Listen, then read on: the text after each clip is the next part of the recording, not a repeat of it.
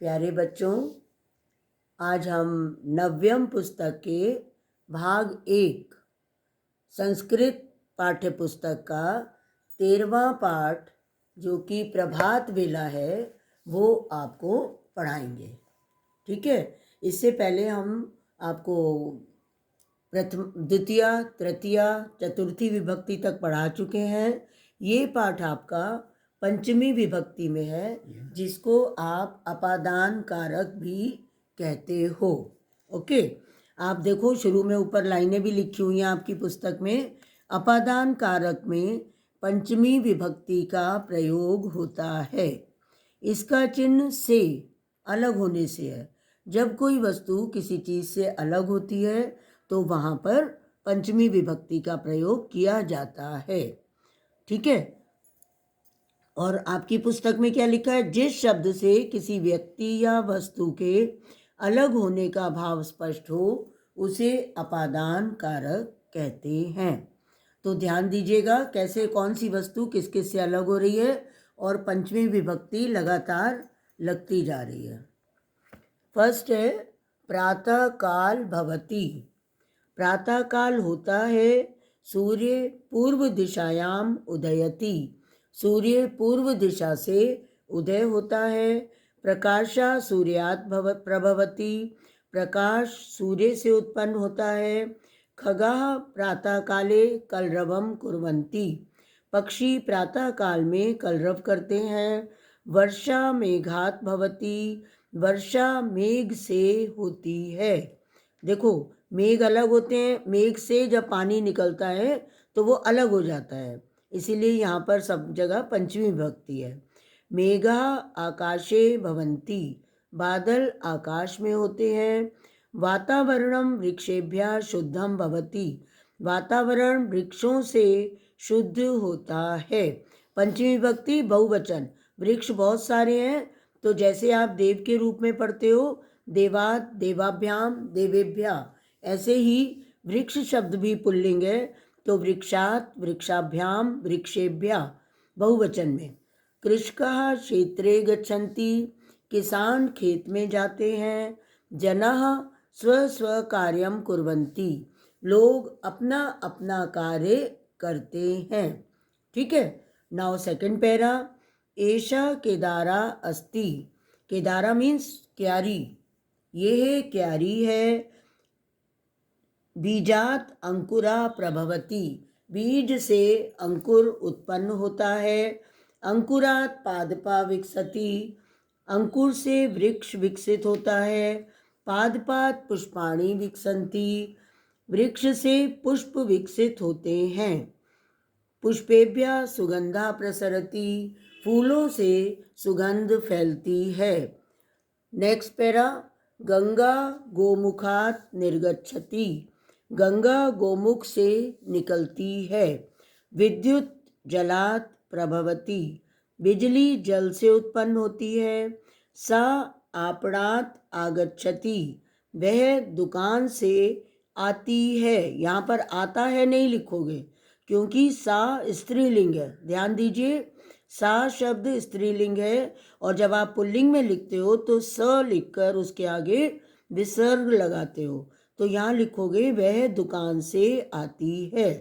विद्याया बिना जीवनम निरर्थकम भवति। विद्या के बिना जीवन निरर्थक होता है। इसके बाद शब्दार्थ हैं। शब्दार्थ भी आपको अच्छे से लर्न करने हैं। और इसके बाद आपकी आती हैं एक्सरसाइजेज। एक्सरसाइजेज में देखो, फर्स्ट एक्सरसाइज, फर्स्ट पादपात बहुवचने पादपेभ्यो। ओके। फिर ऐसे ही वृक्षेभ्य एक वचन तो वृक्षात। नेक्स्ट है गोमुखात द्विवचन में गोमुखाभ्याम। ओके। देवात देवाभ्याम देवेभ्या, ऐसे ही तो आपने रूप लर्न किया है, तो सेम इसमें करते जाएंगे। पुष्पेभ्या द्विवचन में है तो हम लिखेंगे पुष्पात। रुग्णात एक वचन में है तो इसका बहुवचन बनाना है, तो रुग्णेभ्य। फिर विद्याया द्विवचन में है विद्यायाम विद्येभ्य।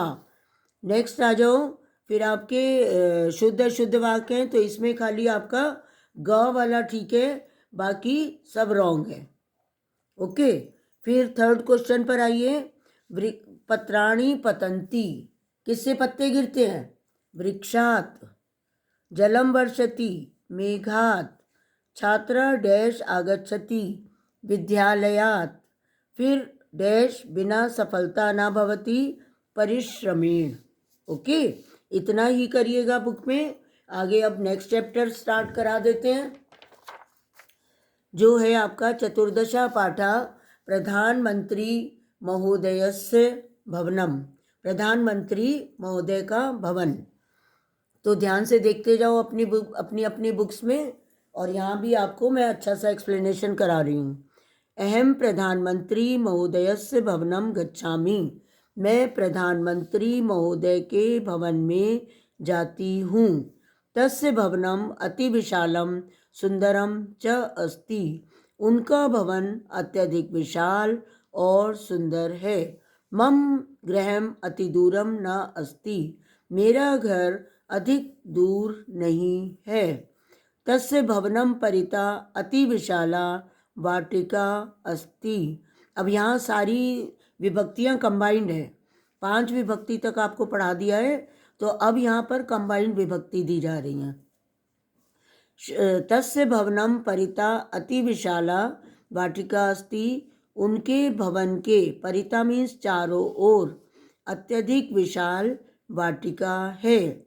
वाटिकायाम अनेकानि सुंदराणि पुष्पाणि विकसन्ति, वाटिका में अनेक सुंदर पुष्प विकसित होते हैं। जैसे आपने षष्ठी विभक्ति में देवस्य देवयो देवा नाम लर्न किया है, ऐसे ही ध्यान से देखो, यहाँ पर तस्य भवनस्य ये एक वचन है, वाटिकाया वृक्षाणाम ये सब, वाटिकायाम ये आपका द्विवचन और बहुवचन भी आगे आगे आते जाएंगे। वृक्षाणाम शोभा पत्रई भवन्ति, वृक्षों की शोभा पत्तों से होती है। ये ऊपर की 2 लाइनें आपकी रह गई हैं। भवनस्य परिसरे अनेका जना अपि तिष्ठन्ति, भवन के परिसर में अनेक लोग, अपि मीन्स भी, रहते हैं। वाटिकायाः वृक्षाः उन्नताः सन्ति, वाटिका के वृक्ष ऊंचे ऊंचे हैं। वृक्षाणाम शोभा पत्रई भवन्ति, वृक्षों की शोभा पत्तों से होती है। नेक्स्ट पैरा, भारतस्य राष्ट्रीय पुष्पम कमलम अस्ति, भारत का राष्ट्रीय पुष्प कमल है। चंद्रस्य किरणः शीतलः भवति, ध्यान से देखो, चंद्रमा की किरणें शीतल होती हैं, है ना, और सूर्य की किरणें गर्म होती हैं।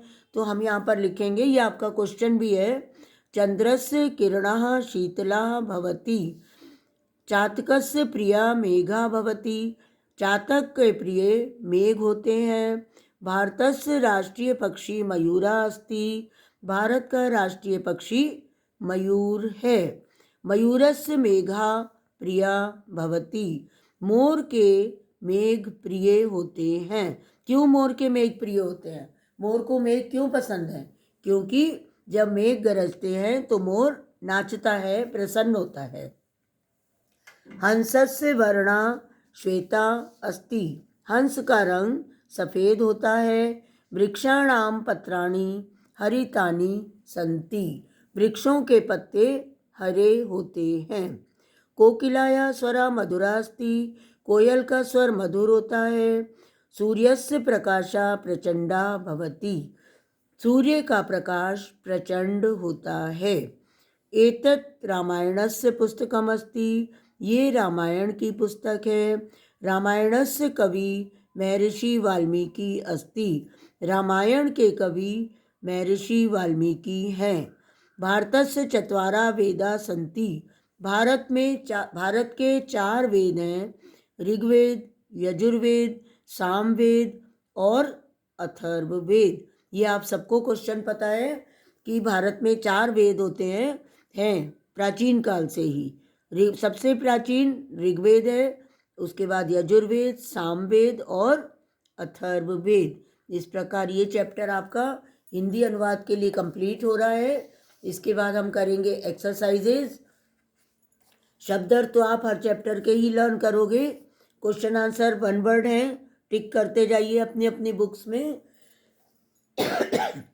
कस्य स्वरा मधुरा भवति कोकिलाया, कस्य वर्णा श्वेता अस्ति हंसस्य, कस्य किरणा शीतला भवन्ति चंद्रस्य, केषां पत्राणि हरितानि सन्ति वृक्षाणां।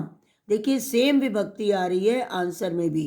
केशाम के साथ वृक्षाणाम, कस्य के साथ चंद्रस्य, और कस्य वर्णा श्वेता अस्ति हंसस्य, सेम विभक्ति आपकी। फिर एमसीक्यूज करेंगे। एमसीक्यूज में कवि महर्षि वाल्मीकि अस्ति, किसके कवि महर्षि वाल्मीकि हैं? रामायणस्य। वाटिकाया वृक्षाः डैश सन्ति उन्नतः। फिर मेघा प्रिया भवति, किसके मेघ प्रिय होते हैं? मयूरस्य। ओके, आज इतने ही 2 चैप्टर आपको हम पढ़ा रहे हैं और आशा है आपको इसके अर्थ और एक्सरसाइजेज क्लियर हो गई होंगी।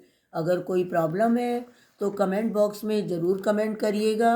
और सब्सक्राइब अगर आप पहली बार देख रहे हो तो ज़रूर करिए, सब्सक्राइब करना ना भूलिए। तब तक के लिए धन्यवाद।